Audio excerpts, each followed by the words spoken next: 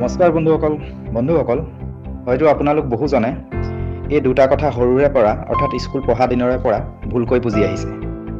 কি বাৰু এই দুটা কথা জানো আহকচোন। বন্ধুসকল, আপোনালোকক যদি সোধা হয় যে ভাৰতীয় ৰাষ্ট্ৰীয় ভাষা কি, তেন্তে ইয়াৰ উত্তৰ চাগে বহুজনে হিন্দী বুলিয়ে ক'ব, নহয় জানো?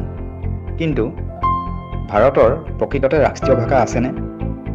আচলতে ভাৰতৰ কোনো ৰাষ্ট্ৰীয় ভাষা নাই, কিন্তু হিন্দী আৰু ইংৰাজী এই দুটাক সাংবিধানিক চৰকাৰী ভাষা বা অফিচিয়েল লেংগুৱেজ হিচাপে স্বীকৃতি দিয়া হৈছে, কিন্তু ৰাষ্ট্ৰীয় ভাষা হিচাপে নহয়। ভাৰতৰ সংবিধানৰ 343 নং অনুচ্ছেদ অনুসৰি হিন্দী দেৱনাগৰী লিপিত লিখা ভাষা হিচাপে চৰকাৰী ভাষা আৰু ইংৰাজী প্ৰশাসনিক কাম কাজত ব্যৱহাৰ কৰাৰ বাবে ইংৰাজীক ভাৰতৰ চৰকাৰী ভাষা হিচাপে অন্তৰ্ভুক্ত কৰা হৈছে। ভাৰতত 22টা সাংবিধানিক স্বীকৃতি ভাষা আছে, যিসমূহ 8ম অনুসূচীত তালিকাভুক্ত কৰা আছে। এই ভাষাসমূহে সকলো ৰাজ্য আৰু অঞ্চলৰ সাংস্কৃতিক বৈচিত্ৰ্যৰ প্ৰতিফলিত কৰে। ভাৰতত 22টা সাংবিধানিক স্বীকৃতি ভাষা হৈছে অসমীয়া, বাংলা, উৰিষ্যা, হিন্দী, গুজৰাটী, কন্নড়, কাশ্মীৰী, মাৰাঠী, মৈথিলী, মালায়ালম, মৈতেই, নেপালী, পাঞ্জাবী, সংস্কৃত, হিন্দী, তামিল, তেলেগু, উৰ্দু, বাংগালী, বড়ো, ডোগৰী, সান্থালী, নেপালী আৰু কংকণী।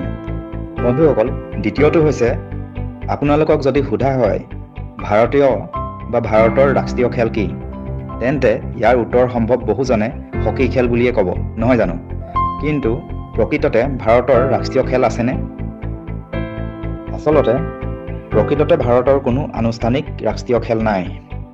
বহুদিন ধৰি হকীক ভাৰতৰ ৰাষ্ট্ৰীয় খেল বুলি ধাৰণা কৰি অহা হৈছে। হকী খেল ভাৰতৰ অন্যতম জনপ্ৰিয় খেল আৰু ইয়াৰ ইতিহাস দীঘলীয়া আৰু চহকী, কাৰণ ভাৰতীয় হকী দলৰ অতীতৰ সফলতা, বিশেষকৈ হকী অলিম্পিকত সোণৰ পদক জিকাৰ খেল। সেইবাবে মানুহে হকী খেলক ৰাষ্ট্ৰীয় খেল হিচাপে ধৰি লোৱা হৈছে বা ধৰি আহিছে।